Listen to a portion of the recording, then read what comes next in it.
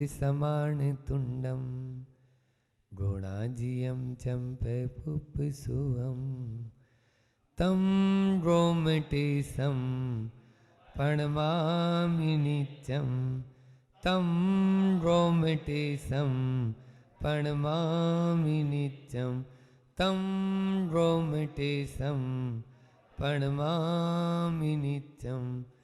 गोमटेश बाहुबली भगवान की। आहार जी की मूल नायक अति मनोज्ञ 1008 श्री शांतिनाथ भगवान की। वर्तमान शासन नायक महावीर भगवान की। परम उपकारी संत शिरोमणि आचार्य गुरुवर विद्यासागर जी महामुनि राज की। परम पूज्य मुनि श्री 108 दुर्लभ सागर जी महाराज की। पूज्य मुनि श्री 108 संधान सागर जी महाराज की जय।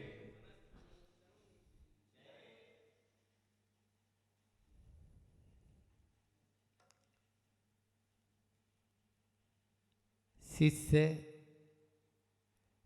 गुरु चरणों में साधनारत था। बहुत दिन बीत चुके थे साधना करते करते, लेकिन जो गुरु को उपलब्धि हो चुकी थी उस शिष्य को भी उपलब्धि नहीं हुई। शिष्य ने एक दिन रहा नहीं गया और पूछा, हे गुरुवर, मुझे धर्म की उपलब्धि क्यों नहीं हो पा रही है? तो गुरु तो गुरु होते हैं, शिष्यों को समझाने के लिए कई प्रकार के हथकंडे अपनाने पड़ते हैं। उन्होंने बोला, जाओ एक लोटा मदिरा लेके आओ। क्या बोला? एक लोटा मदिरा लेके आओ। वो मदिरा लेके आया। पहले तो सोचा कि गुरुजी क्या बोल रहे हैं। बोले, अब ये पूरा लोटा खाली करना है, लेकिन ध्यान रखना एक दाना या एक बूंद भी तुम्हारे नीचे नहीं जानी चाहिए, मुंह में लेके बाहर निकालना है। पूरा लोटा मुंह से लेके खाली करता गया, मुंह में लेके कुल्ला करता गया, मुंह में लेके कुल्ला करता गया, एक बूंद भी नीचे नहीं उतारी।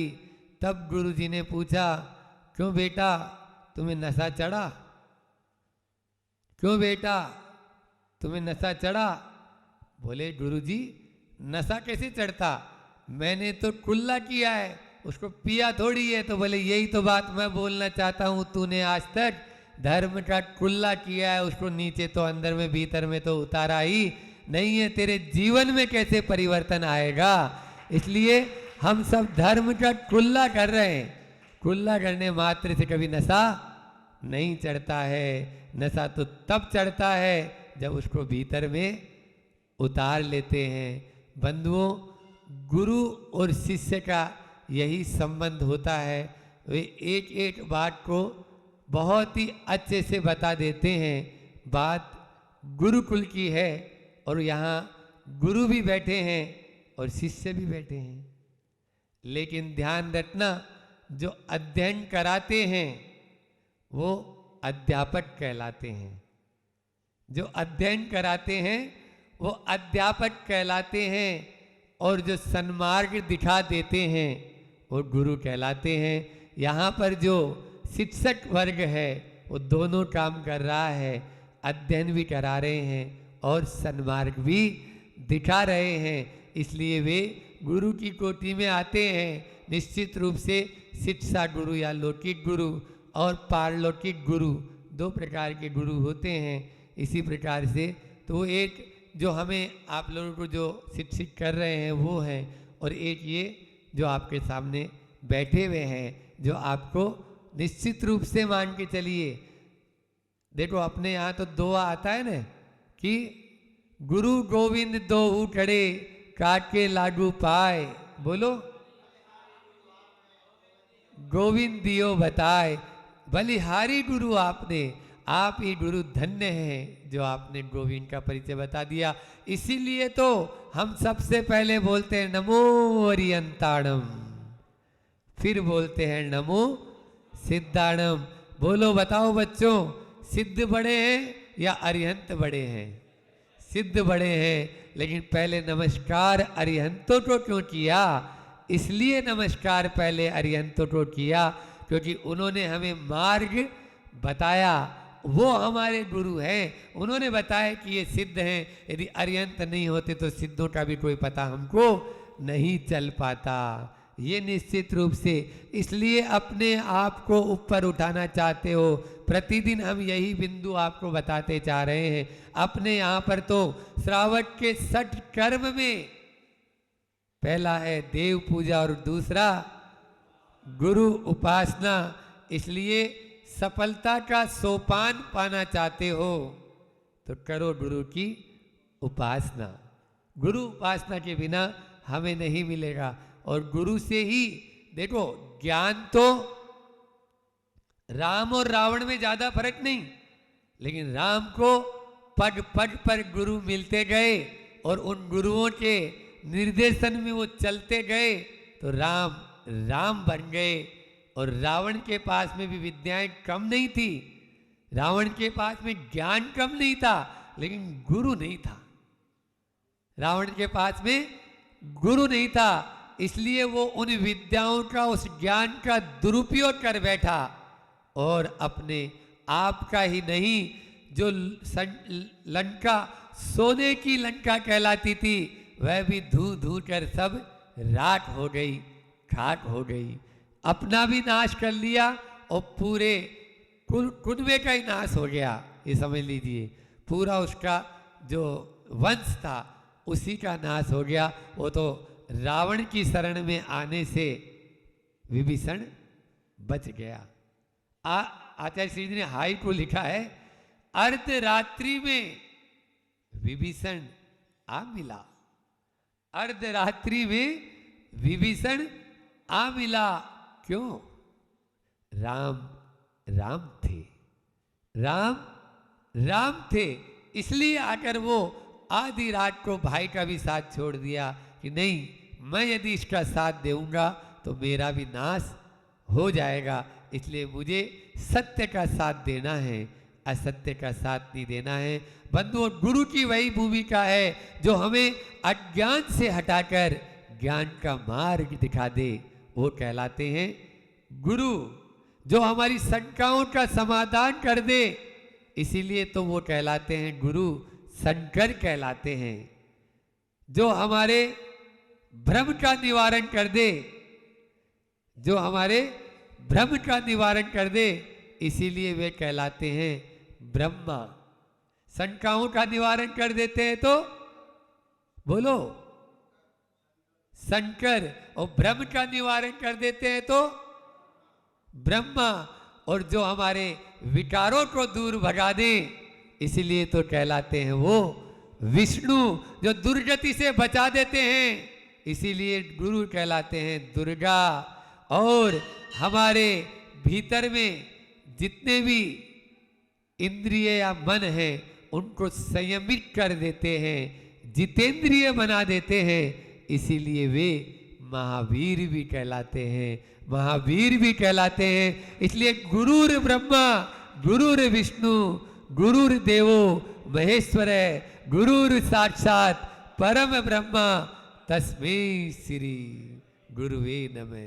बोल तो रहे हैं बच्चे भी बहुत खुश होकर, लेकिन थोड़ी सी डांट पीट दें। आज ही हमारे सिद्धांत सर नहीं थे, सर नहीं बोलेंगे, मैडम नहीं बोलेंगे, टीचर नहीं बोलेंगे, अध्यापक बोल सकते हैं या गुरुजी बोल सकते हैं। तो आज ही सिद्धांत जी नहीं थे तो लेट उठे होंगे या आए नहीं, हम उठ के आए तब तक। कल ही मीटिंग हो गई थी बच्चों की, बोले अब कल तो थोड़ा सा लेट चलेगा, लेट उठेंगे तो भी हो जाएगा काम। क्यों? हमने सुन लिया कान से, क्योंकि चले गए थे दो अध्यापक जी। इसलिए ऐसा नहीं, अपने आप का देखो इष्टोपदेश आप जब पढ़ेंगे, हम अपने आत्मा के गुरु कौन? हम स्वयं। भले ही हमें दीक्षा किसी दूसरे ने दी है, लेकिन वो उपचार से, इसलिए गुरु जी भी बोलते हैं तुम अपनी आत्मा के स्वयं जिम्मेदार हो। मुझे जो कुछ देना था वो मैंने सब दे दिया, जो कुछ देना था मैंने सब दे दिया। लाड़ प्यार में कभी ज्ञानार्जन नहीं हो सकता है। आप लोगों को डांट पटक पड़ेगी। आप लोगों को मालूम होगा, बचपन में हमें तो मालूम है, हमारी दादी बोलती थी पहले जा मंदिर फिर रोटी मिलेगी। हम भी ऐसे चालू आदमी थे, आधे रास्ते से जाके आ जाते थे। बोले मंदिर नहीं गया अभी? बोले मंदिर नहीं गया, जाके आया हूं। बोले टीकी कहाँ है, तिलक कहाँ है? फिर जाते थे, कोई रास्ते में आता हुआ मिलता था, उसकी आधी टीकी उतार के अपने में लगा लेते थे, चलो मिल गया। लेकिन उस समय तो ये सब बेईमानी करते थे। अपनी दादी को या इन सब को हम मायाचारी करके दिखा देते थे। लेकिन वो जो डांट पड़ती थी, वो जो भोजन नहीं मिलता था, नहीं मिलेगा तू मंदिर नहीं जाएगा तब तक भोजन नहीं मिलेगा, उसी का प्रभाव है कि आप वहीं बैठे और हम यहाँ पर बैठ गए हैं। निश्चित रूप से आज उनकी डांट फटकार, चाहे वो पिता हो, चाहे वो माँ हो, चाहे वो दादा दादी हो, चाहे वो अपने गुरु हो, उनकी डांट फटकार आज आपको बुरी लग रही होगी। बच्चों हम बोल रहे हैं, रियल बता रहे हैं, आंतरिक भावना से बता रहे हैं। लेकिन ये बात आपको तब नजर आएगी जब आप 35 साल 40 साल या 50 साल के हो जाएंगे। उस समय आपको लगेगा नहीं हमारे गुरुजी बिल्कुल सही बोलते थे। उस समय लगेगा नहीं हमारी माँ बिल्कुल सही बताती थी। वहां पर गांधी जी नेहरू जी को समझाते थे, समझाते समझाते नहीं समझ में आती थी, गुस्सा हो जाते थे। लेकिन जिस दिन गांधी जी चले गए तब उन्होंने पुस्तक लिखी, light has gone, light has gone. अब बोलने से क्या होगा, अब रोने से क्या होगा, अब तो लाइट जा चुकी है, रोशनी जा चुकी है। ये गांधी जी के ऊपर उन्होंने पुस्तक लिखी है, पढ़नी है, आप लोगों को पढ़ना चाहिए। इस प्रकार से हमें निश्चित रूप से अपने आप को आगे बढ़ाना है तो गुरु की महिमा को समझना है। इतना ही रखते हैं, 4 बातें आपको बताते हैं, फिर महावीर जयंती के बारे में भी आप लोगों को बताएंगे। और आ ही रहा है वो तो कि 4 बातें याद रखना बच्चों, अपने जीवन को आगे बढ़ाना चाहते हो, इन 4 को रोक दो, रोक दो इन 4 को। स्टॉप इज कंप्लेन, सबसे पहले क्या बताया? Stop is complain, stop is compare, stop is calculating और स्टॉप इज कटिंग। 4 के दिए हैं मैंने आज आपको फिर से। पहला है कंप्लेन, शिकायत करना बंद करो। कंपेयर, देखा देखी बंद करो, देखा देखी बंद करो। फिर उसके बाद महाराज देखा देखी में तो आगे होते हैं, 2 शब्द हैं, प्रतिस्पर्धा और प्रतिद्वंद्विता। क्या बोला मैंने? प्रतिस्पर्धा और प्रतिद्वंद्विता। प्रतिस्पर्धा कतई खराब नहीं है, प्रतिद्वंद्विता खराब है। प्रतिस्पर्धा मछली करती है, रेस लगाती है, एक बच्चा पीछे रह जाता है, एक बच्चा आगे बढ़ गया, कोई बात नहीं, लेकिन दूसरे की टांग खींचकर हम ऊपर हो जाएं, केकड़ा होता है ना, केकड़ा वैसे ही करता है। तो प्रतिद्वंदी मत बनो, प्रतिस्पर्धी बनो। कंपेयर करना है तो कैलकुलेटिंग, गणितीय हिसाब, जोड़ तोड़ में ही मत लगो। हाँ, उसको इतना मिल रहा है, मुझे इतना मिल रहा है, ये नहीं, तब तक आप आगे नहीं बढ़ पाएंगे। और कटिंग, कोई भी बात की कटिंग मत करना शुरू कर दो। हम हर चीज़ को काटना शुरू कर देंगे तो निश्चित रूप से जीवन भी हमारा कटता हुआ चला जाएगा। इसलिए इस बात को ध्यान रखेंगे। आगामी कल और परसों आप लोगों का ही नहीं, हम लोगों का भी पुण्य है कि सिद्ध क्षेत्र आहार जी में महावीर जयंती मनाने का। आदिनाथ जयंती सिद्ध क्षेत्र द्रोणगिरी में मनाई, तो महावीर जयंती सिद्ध क्षेत्र आहार जी में मनाने का यह सौभाग्य आप लोगों को भी यह सुअवसर प्राप्त हो रहा है। बंधुओं, केवल मात्र ताली नहीं, ताल बजाना है, अपन सबको लाभ लेना है और एक एक व्यक्ति को आगे आना है और अच्छे से पूरे उत्साह उमंग से भरकर यह 2 दिन का जो अपन सुबह सुबह प्रातःकाल का कल शांति विधान रखा आप लोगों ने, और परसों का महावीर विधान और महामस्त्र का भी सेठ तीनों वेदियों में रखा।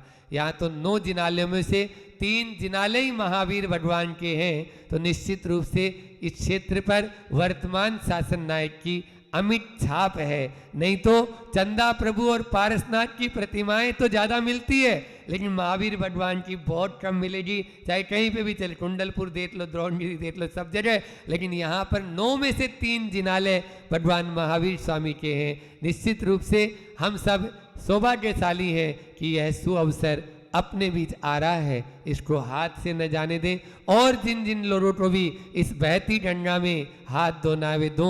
मैं तो ऐसा सोचा हम दोनों तो कि भैया बीच में बैठ जाओ।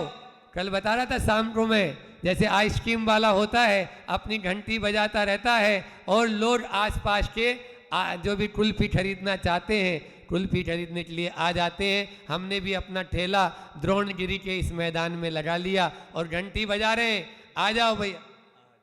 हाँ, आहार जी के इस यहाँ पर कैंपस में लगा लिया, भैया जिसको कुल्फी खाना है आ जाओ भैया। हाँ, जो आएगा वो पाएगा, अन्यथा तो पछतावाई हाथ में रह जाएगा। पछताने से बचना है तो आ जाओ इस आहार जी के क्षेत्र पर। और निश्चित रूप से यह महावीर स्वामी का जन्म जयंती जिनके शासन में हम सब जी रहे हैं, ऐसे उस महावीर स्वामी के उत्सव को सब मिलकर मनाएं। इसी परम पुनीत भावना के साथ में मैं अपनी वाणी को विराम करता हूँ। बोलिए अहिंसा परमो धर्म की। जय। आचार्य गुरु और विद्यासागर जी महामुनि राज की।